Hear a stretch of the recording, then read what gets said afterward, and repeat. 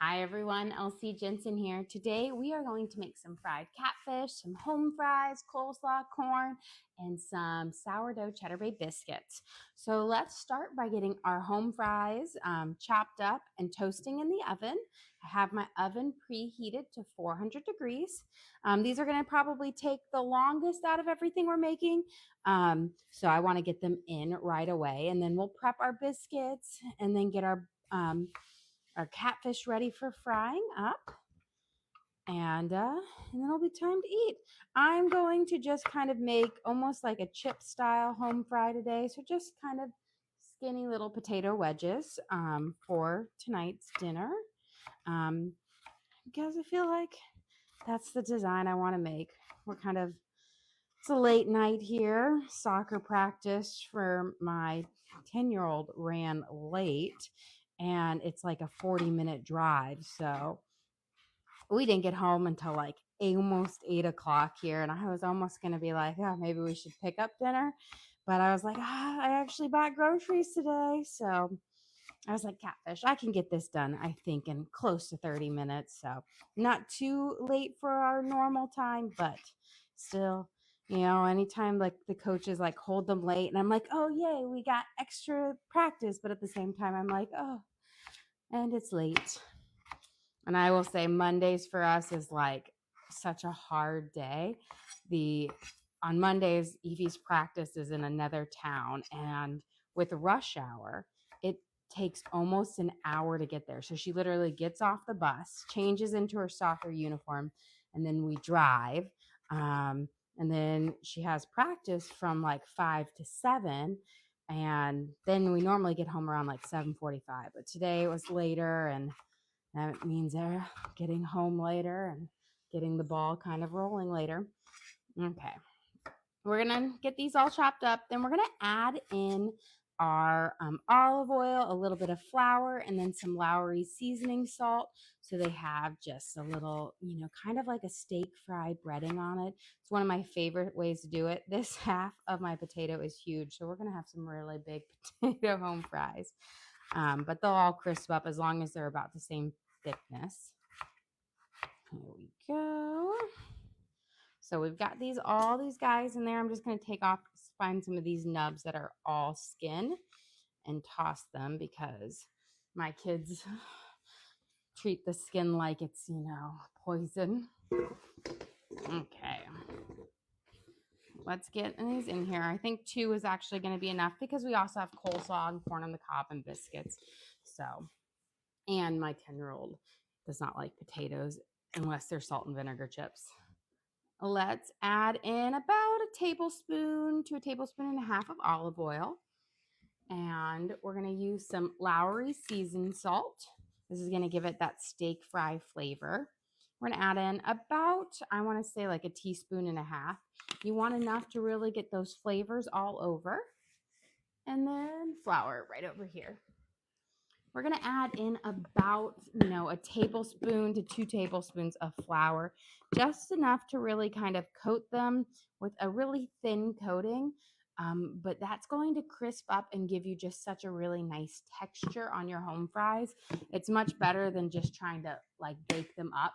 This makes them feel like they're fried instead of oven roasted. So now I'm going to go in and we're going to really coat all of these up, make sure we get seasoning on all over them. And the flour, again, really helps that seasoning stick to each one of those potatoes. You had a question? How was the soup that went? Oh, it was excellent. When Teddy got home from school, when his bus came and dropped him off, he came in and he was like, I'm so hungry. I think, it's a little different schedule now that he's going to school. And I was like, oh, I have some soup for you. And he loved it. He ate a whole bowl of soup.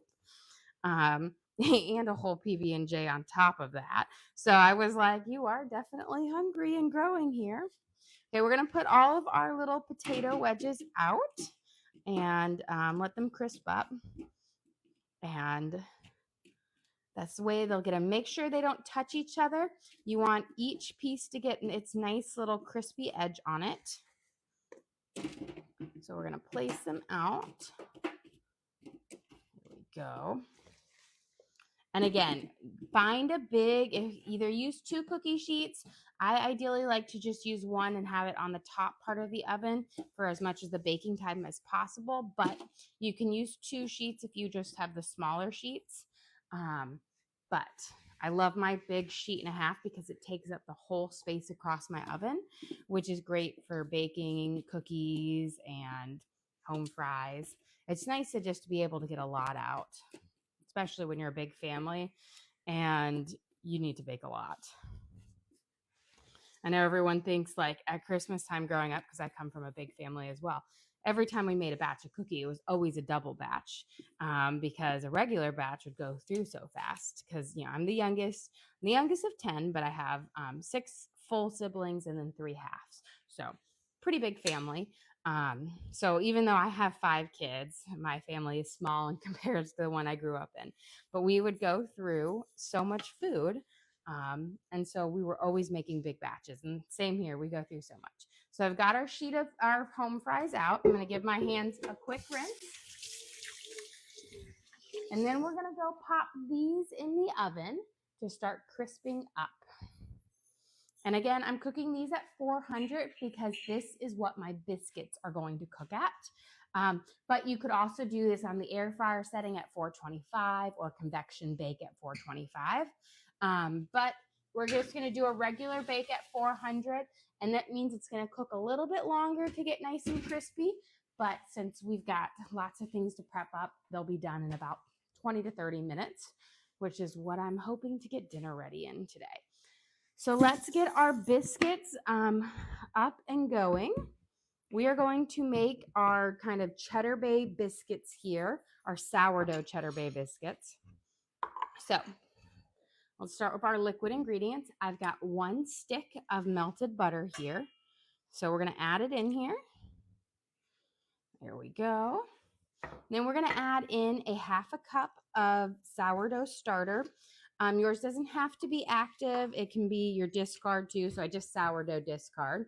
Mine happens to be active because I fed it and I'm hoping to prep up a loaf of bread later tonight. But we want a 1/2 cup. So I'm going to pour this in here.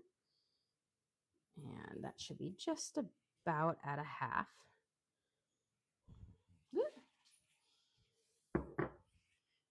And then we're going to add in 3/4 cup of milk for this. Now you can also, for a slightly richer biscuit, you could use 1/2 and 1/2.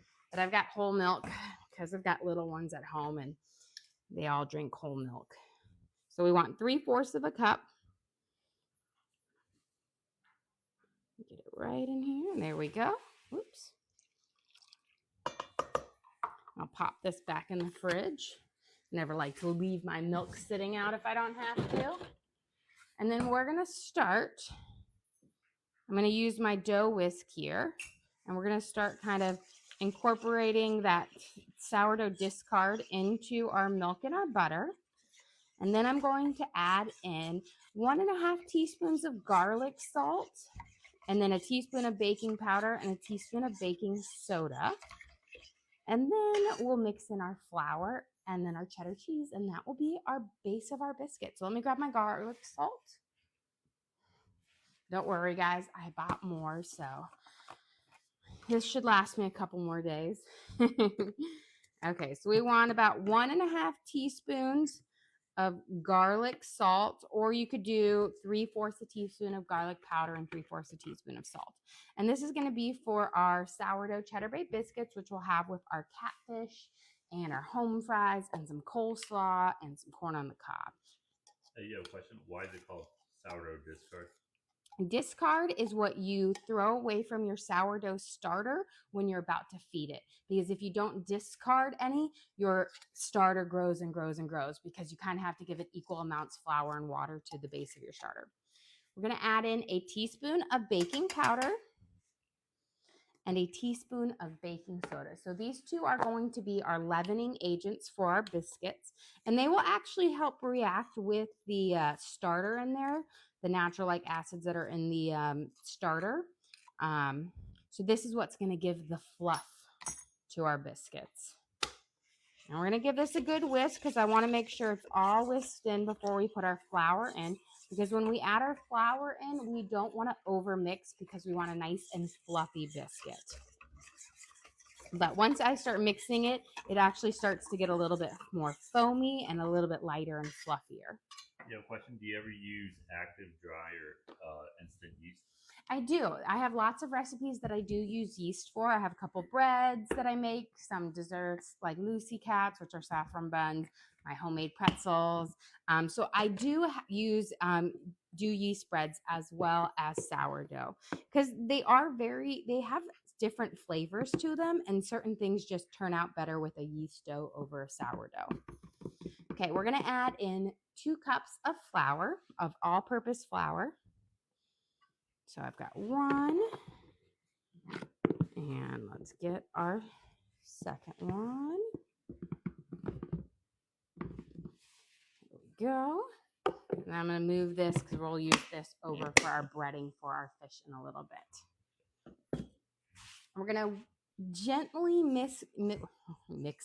whisk this together with our dough whisk. But again, we don't want to over mix it. We want a kind of chunky, lumpy batter here. And once we have it just barely mixed together, we're going to mix in our cheddar cheese. Here we go. So you see it's still kind of a dry shag here, which is what you want because, again, you want a really fluffy biscuit. And then we're going to add in a cup of cheddar cheese to our things. And I don't really measure it out. I just give 1 big handful because I find my handful is right around a cup. So we've got our cheddar cheese in here, which is typically a half a bag. And we're going to mix this in to our biscuits. And that's, again, why you don't want to over mix right before you add it in. Okay. So we've kind of got our base for our biscuits right here. Now I'm going to pull this off. I'm going to grab my parchment lined baking sheet, and then we're going to just gently sculpt our biscuits. So these are like a drop biscuit, not a like press and fold and cut biscuit. For a press and fold and cut biscuit, you'd use cold butter and that you would cut in. So I'm just going to grab just about a handful size, and I'm just going to very gently hold it together. I'm not pushing it very hard because, again, I want it to be light and fluffy and bake up light and fluffy.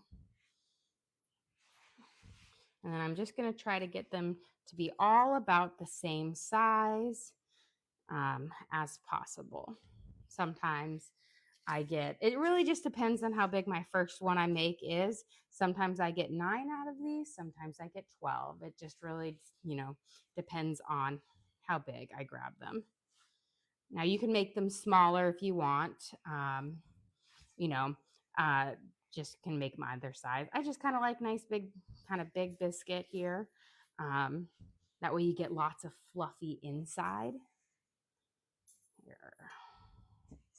And then again, if you just have, you might have a little crumbles of cheese on the side, just press them gently into your biscuit. That's what's going to make it extra delicious.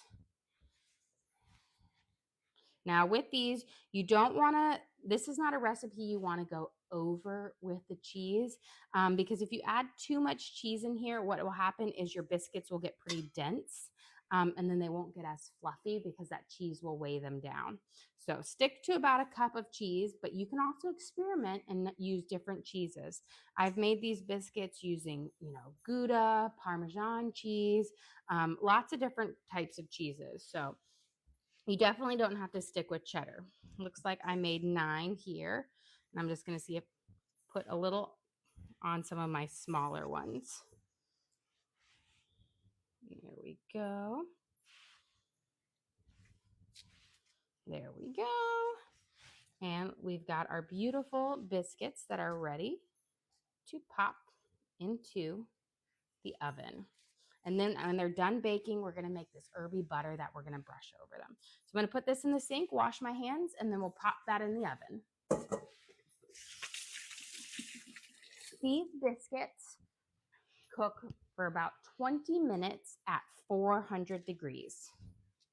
Now what I'm going to do, I have my potatoes in there, but I'm going to drop my potatoes down a level because I firmly almost lost my biscuits. I firmly believe that the biscuits need to be on the top over my potatoes because I want my biscuits to get that nice golden brown top on them and over my potatoes. And it always just depends what you're baking, where you should put them in the oven. But baked goods, I always believe should go on top. So 20 minutes on here, so we'll know we're ready. And what will be nice about it is that top baking sheet is actually going to prevent the potatoes from getting too crisp when overdone. So I'll make them nice and soft. And then when we take them out, they should be nice and crispy and ready and without getting overcooked. Okay, let's get our potato or our breading for our catfish made. And then we will cut them up and let them give them our dredging and whatnot. Okay, we're going to start with about 2 cups of flour here, 1.5 to 2 cups of flour. So just gonna kind of loosely grab in my flour here. It's okay if you're a little less because you're not gonna need it all, but you wanna have more than enough on here. I'll grab that right out of the way. And then I'm going to use a couple different seasonings in here. I've got Old Bay, onion powder, paprika. This is going to give it a nice golden color to it. Black pepper, a little bit of oregano, and just a little bit of Lowry seasoning salt to kind of blend it all together. So let's get our Old Bay. I'm going to put in about a tablespoon of our Old Bay in here, maybe a little more, like 1.5 tablespoons. You want to add lots of it because this is what's going to season up your deliciousness. I will say your fish. You have a question? How the brownies turn out? They were really good. I actually have them over there. I made the kids stop because they had to eat them dessert. They kept picking at them. They're very, very fudgy. And delicious. They've got like that perfect, like the milk chocolate chips kind of cut through the nice, like more dark chocolate flavor of the brownie. And they're very, very fudgy. Here, I was like, you guys better make it to where you guys can have them in your lunch tomorrow. We're going to add in about, 1/2 teaspoon of paprika, about 1 tablespoon of onion powder, which will give a really nice savory flavor. And I just bought new pepper because I used it all up earlier. And of course I can't open it because it's got one of those safety hatches on it, which makes it adult proof. And then about a teaspoon of black pepper because you want a little bit of a kick in there. And then just a shake of Lowry seasoning salt, like a teaspoon. Let me grab a fork and we're going to mix this all up.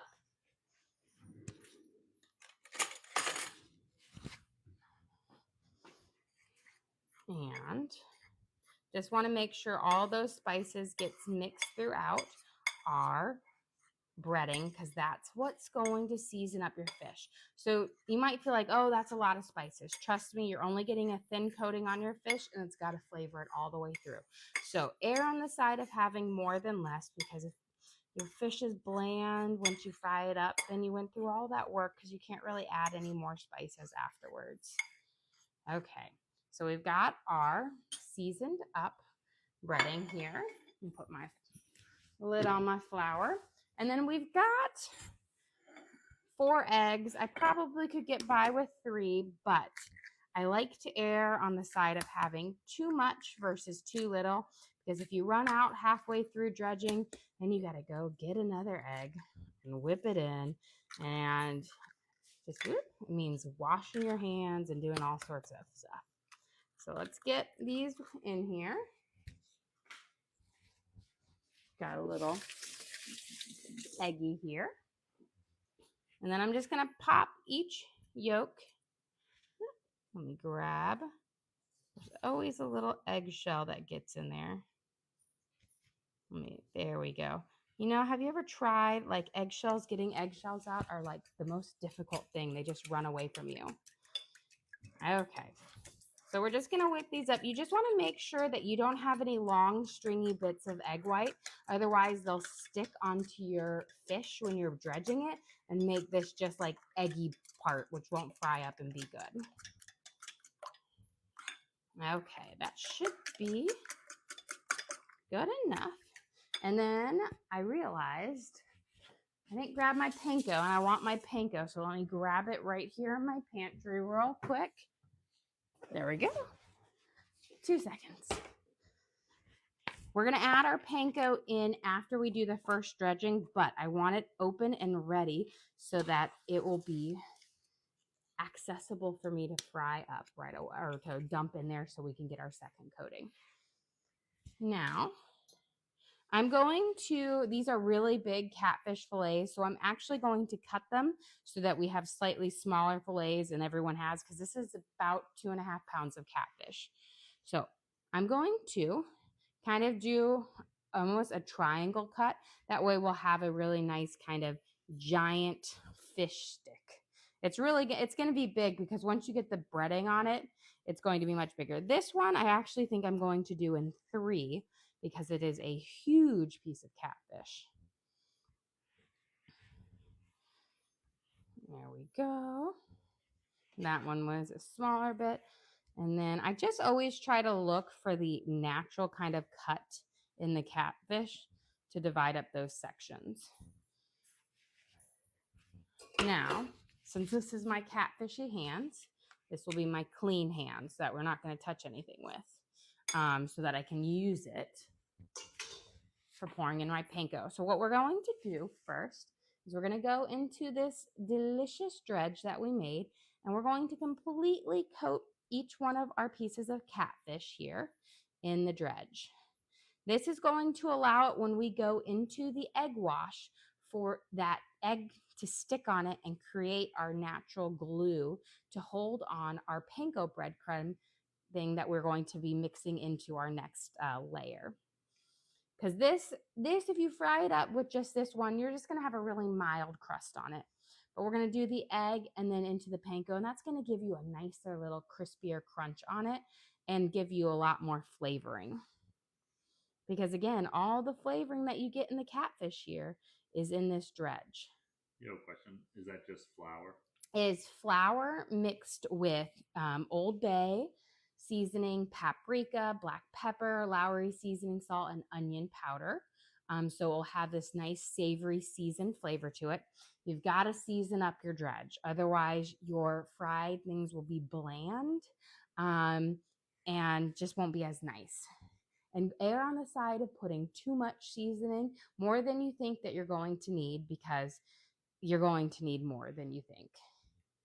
The first couple of times I ever did my own breading and fried, it was like they didn't taste like they had any flavor. I mean, they were great and crispy, but no flavor. We're going to add in about a cup of panko breadcrumbs. These are seasoned. You could also use plain.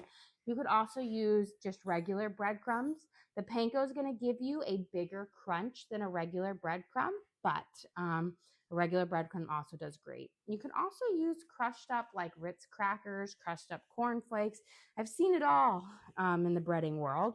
Potato chips I've seen. So there's a lot of different things you could do for adding that crunch. Now we're going to go into our egg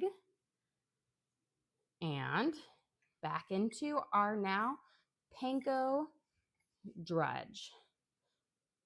And I just like to kind of pat it all on there, and it kind of helps it to stick down. Here.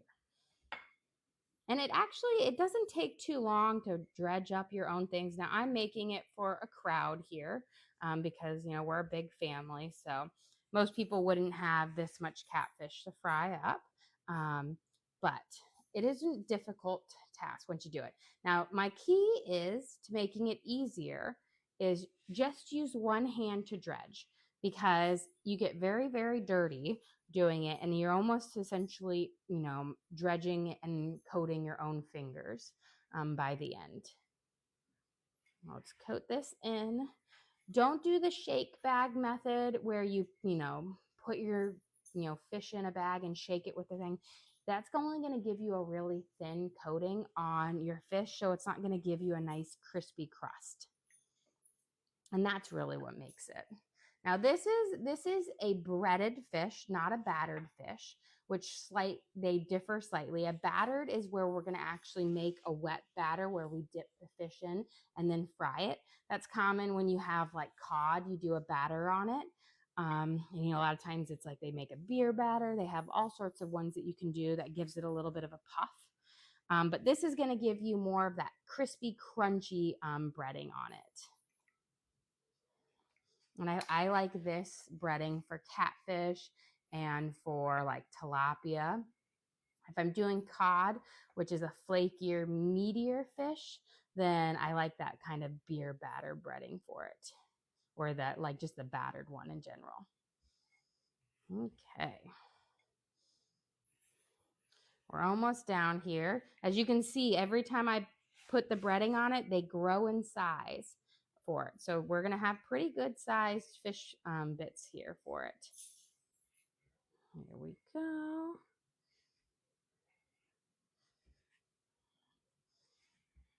And it looks like we're going to have just enough to get us through. Luckily, I have just a couple small pieces left.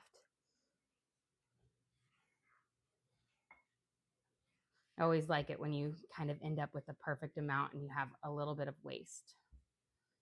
And then once we're battering this, done battering this, I'm going to drop my corn in my water, start boiling up. We'll heat up our oil to start frying our fish. And then we'll make our coleslaw.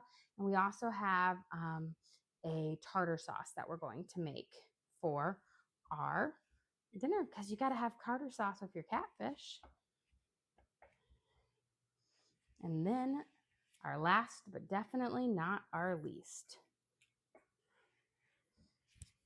Let's get this guy all coated up. You can see we actually had just the perfect amount this last one. No waste. Okay, and you can see why.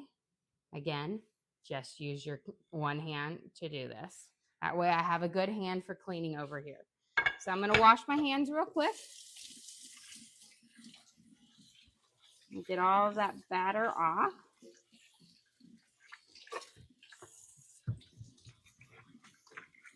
There we go. And now we can get our fish getting ready to fry up. I'm just going to be using olive oil to fry my fish in. I'm not planning to heat my olive oil so hot to where it gets to the smoking point. I typically like to fry my foods at around 350. And the way I get that temperature without using a thermometer is I first start heating my oil up on high until it sizzles right away with a drop of water. Then I turn it down to about a medium, and that's what I fry it in. But you want to get it hot to begin with. Let's get our corn in. So I'm just going to do a simple boil on my corn today. Sometimes I do a milk and butter bath for it, but we're keeping it simple.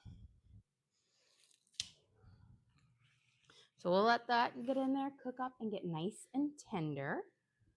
And let me grab my cutting board. I think we'll do our coleslaw prep over here. That way we have room over here. So we're just going to do, again, a simple coleslaw today. Let me grab my mayo. And that will be for our tartar sauce. I need pepper, garlic salt's over here. And let me grab, we're going back and forth. I'm having you guys do the tango with me today with it. So we're just going to use some green cabbage. You could use purple cabbage if you wanted as well. Now, you guys, I will say a little bit of cabbage goes a long way. I will typically have a head of cabbage last through a couple of meals because once you shred it up, you actually get quite a bit out of it. And I find coleslaw is just like a great kind of side to add to certain dishes. And I'll make like Asian slaws, or if I do like a pulled pork, I'll do a nice slaw with that. Now, I keep my slaws pretty simple and I don't make them too sweet. I add a little bit of sugar in, but again, I don't make them overly sweet. I prefer more of a savory slaw, but you do need a smidge of sugar in there to kind of cut through the vinegar base in your slaw. So right now we're just going to kind of thinly slice up our cabbage here. I do have a question. What's the best way to store the cabbage between uses? So I find if you just wrap it up in a paper towel after you're done, and then you put it in your crisper drawer where you keep your veggies, that actually works really well at keeping the moisture off of it so it doesn't get that kind of mildew on it. And then it kind of stays perfect. The crisper drawer keeps the humidity down, and then of course that paper towel just takes it off. And every couple of days you might have to change it out, especially if your kids open up your fridge a lot. That lets in a lot of humidity. But I typically store my like veggies out in my outside fridge. I have like a produce fridge, and the kids don't open that up because they're not going to get themselves some veggies. Okay, we're going to do some carrot ribbons in our slaw.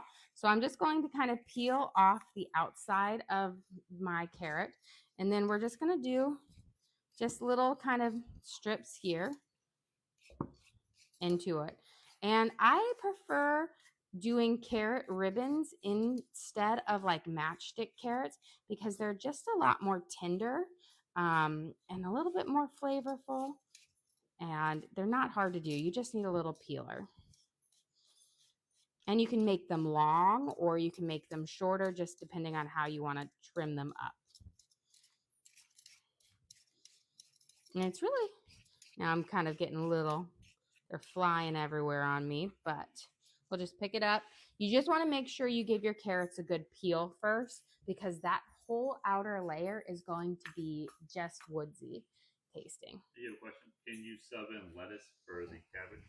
You could do it, but it wouldn't be the same thing. You'd be making a salad instead of a slaw. A slaw, you really have to use either, you can do cabbage, or you could do Brussels sprouts or broccoli, like broccoli sprouts, or broccoli, like minced up broccoli. With lettuce, it's a completely different texture and there's no crunch. So it just, you could make like a sweet slaw dressing for a lettuce, but it wouldn't be quite the same. So I would say stick with either cabbage or chopped up broccoli or Brussels sprouts. Those all make really good ones. You can also do a straight up carrot slaw too, also works well. I'm going to go check on my water. It sounds like I'm getting a little bit of a sizzle, so we're going to drop a drop of water in. And if it sizzles right away, we'll know we'll be ready to put our fish in. Pretty close. We're almost there. I'm going to let it heat up for another minute or so, and then I'll know. Once I start to hear big pops from that little drop of water, I will know it's ready. There we go. Let's get my little carrot mess over here. So again, I've got my carrots and my slaw. Give this a little bit of a toss around. For this, I'll actually use, this one's better for my slaw.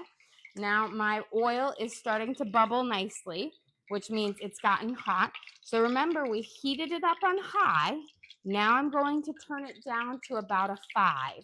So my oil is hot, but you've got to turn it down, or what you're going to do is you're going to burn the outside of your fish and not get a nice kind of golden fry on it. So go a little bit lower and a little bit slower, and you'll have a much better end product. Now, fish cooks up really fast, so it's not like chicken that needs a lot more cooking. I am trying to take my fattest pieces of fish first.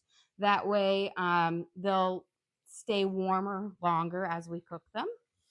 See if I can add in one more in here. See if we can add at least a small one so we can get it done in 2 batches. Just try not to overload your, pan too much. You want each one to have a space. And then I'm going to grab a baking sheet and I'm going to layer it with some paper towels so that when they're done frying, we'll fry them on both sides. I can transfer them on there to suck up the extra grease and keep them nice and crispy. You could always do a cookie cooling rack if you wanted, but I find the paper towels work really well, and then you can use the paper towels when you're done to clean up your excess grease. So it's kind of like twofold. Let's make up our sauce for our coleslaw. There we go. Let me grab a spoon. Well, looks like my biscuits are ready. So we'll just take a quick pause and go over and grab our biscuits. And then we'll check on our potatoes while we're there. And then we'll make our little herby butter to put on our biscuits. Look at these gorgeous biscuits. They are perfect. I'm going to move my potatoes up a layer and we'll let these crisp out. I'll put the timer here. I think they need about 6 more minutes on the top and they should be done. Let's get our biscuits. They're nice golden brown. You see the cheese bursting out. We're going to place them right over here and then we'll start melting our butter and make our herby butter to brush over the tops of them, just like at, Red Lobster. They have that delicious Cheddar Bay biscuits. These taste almost like exactly like them. We're going to put in about 2 tablespoons of butter.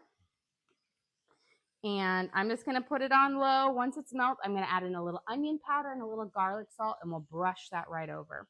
My corn is looking good, so I'm actually going to turn it off and leave it in that water to sit. You can keep your corn in the water. Don't remove it out of the water, because what will happen is if it sits too long, it will wrinkle outside of the water. Let's make our coleslaw base. So I'm going to put in about 2/3 a cup of mayo. Let me grab my apple cider vinegar and my sugar. We're going to use about a tablespoon of our apple cider vinegar, which is about 3 capfuls, I find. So 1, 2, 3. And then we're going to put in about a tablespoon of sugar. So I do kind of equal parts vinegar and sugar. It cuts through that tanginess of the vinegar. Gives it a little sweet, but I don't want my coleslaw to be super sweet. I'm just not a super sweet coleslaw girl. We're going to give this a good mix. And then we are going to add in some black pepper. About a 1/2 teaspoon, so a good shake over.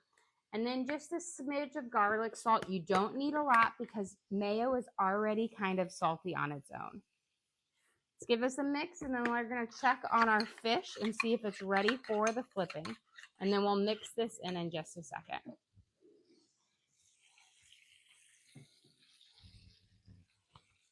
So I'm going to pick it up, and I'm going to look over. They need a little bit longer. They're still on a blonde. So I'm going to turn it just a smidge up. And now let's mix in our sauce to our coleslaw. Here we go.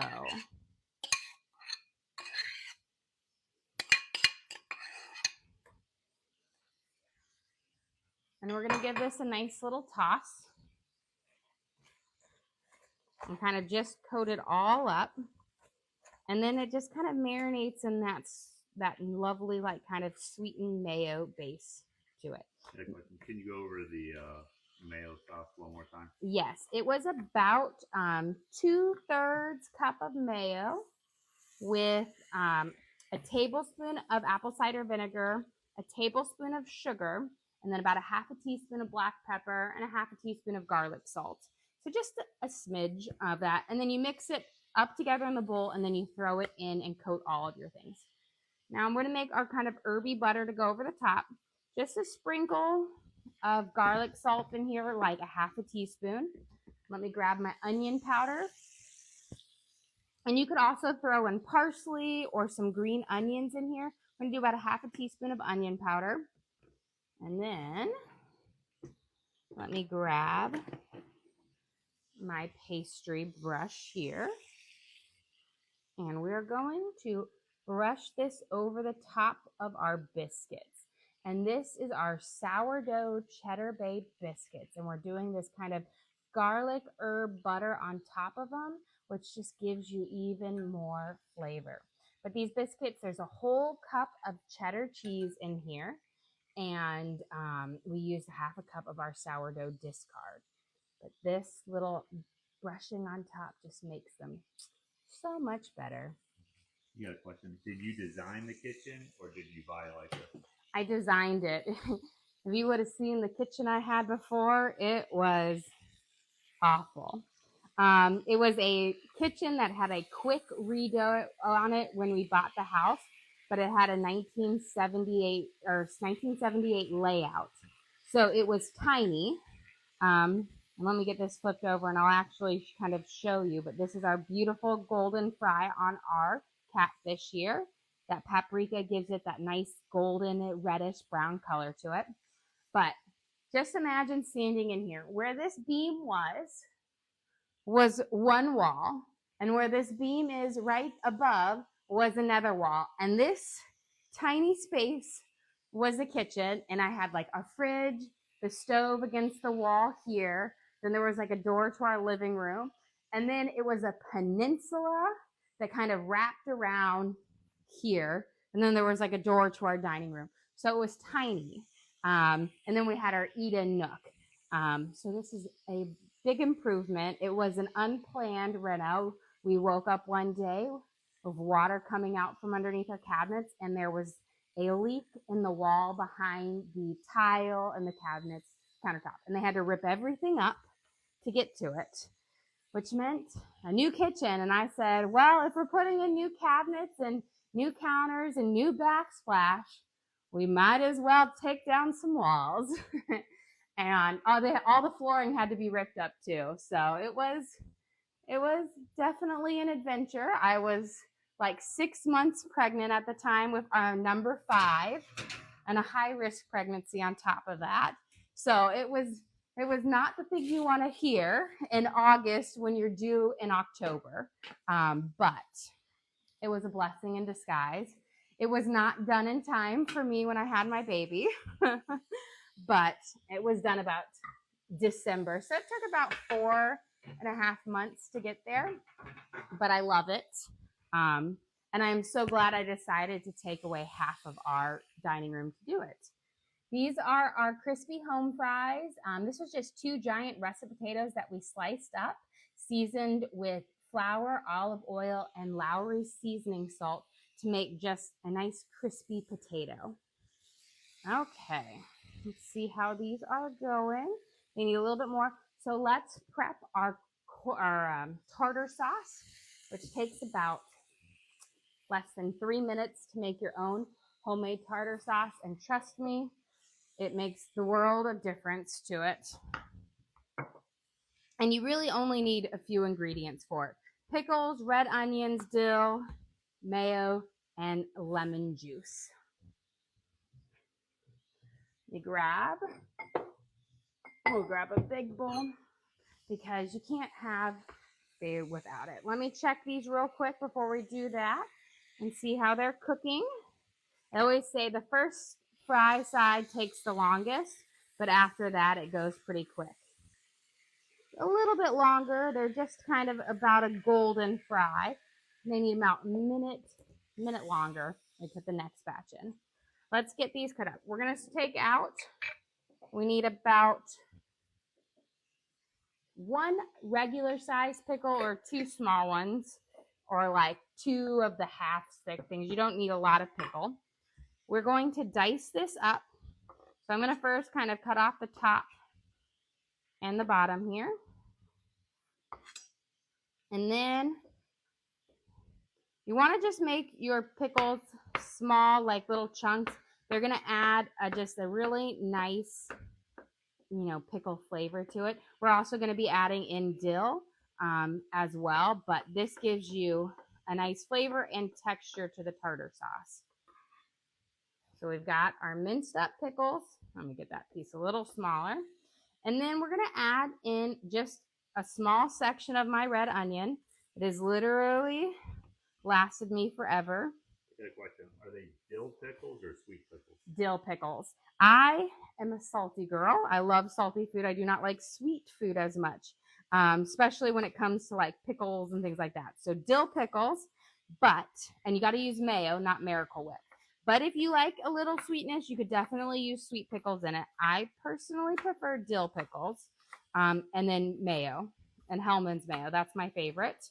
Not Miracle Whip. Miracle Whip is sweet, but again, if you like a sweet tartar sauce, that's what you want to go with.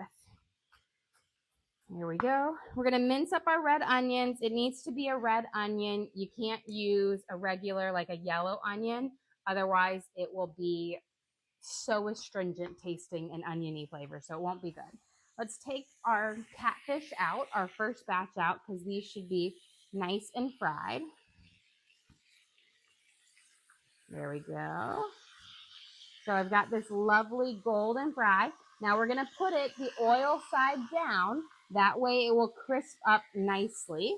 You don't want that oil soaking back into the fish. You want it to dry up on the paper towel and make it nice and crispy on here. Again, you could also do this on a cooking or like a cookie drying rack if you wanted. Let's get our last bit of our fish in here to fry up. And then we'll have our tartar sauce made, and then we can serve up because you guys don't have to stay around for all of these to fry up. We'll put them in. And beautiful. So now, let's put this over here. Let's make up our tartar sauce here, which will be done in no time. So we're going to take about, I want to say, maybe a half a cup of mayo. We'll do a little bit more. 2/3 a cup of mayo in here for our like pickles and our onion. I'm just trying to make enough for our dinner tonight. And then we're going to do a little sprinkle of dill, about a half a teaspoon. You don't need a whole lot. There we go. A little bit of garlic salt. Now, if you want a pickly flavored tartar sauce, use about a teaspoon of pickle juice. I'm going to use just a squeeze of some. Oh, I have a lemon right here. Perfect. I didn't know if I had one inside or if I had it there. I'm just going to use about 1/3 of a lemon. So it will make about a teaspoon of fresh lemon juice. But you can definitely do it with pickle juice, and that gives you just a slightly bit more pickle if you don't have fresh lemon on hand. So you have a question. When you have a moment, can you go over the seasoning for the fish? Yes, I definitely can. Okay. And this, guys, is all you need to make your very own tartar sauce. And it is 10,000 times better than anything you buy at the store. And it's so simple. Okay. For our seasonings for our catfish, turn this right here. We started with 2 cups of flour. We added about 1.5 tablespoons of Old Bay seasoning, about half a tablespoon of paprika. We added 1 tablespoon of onion powder. We added about 1/2 tablespoon of oregano, and then about 1 teaspoon of Lowry seasoning salt and 1 teaspoon of black pepper. Mix that into the flour, and then we dredged our catfish. I got them all their first coating of dredging. Then I added about 1 cup of seasoned panko breadcrumbs back into that dredge, and then we dipped our flour coated catfish into the egg and then back into that seasoned mix. And that's our breading. And then we, fry it up over like medium heat once your oil's hot, and voila. But guess what? We are ready to serve up dinner for our base. So let's see and try to see where I want to do my plating. I think we'll do it over here. So I'm just going to slide everything around. Of course, we've got a little bit of a mess over here, but no worries. Let me grab our crispy potatoes and our coleslaw. And then I'm going to grab my plate. We'll do our fish right here, and then we can do my plate. Oh, and I got my corn.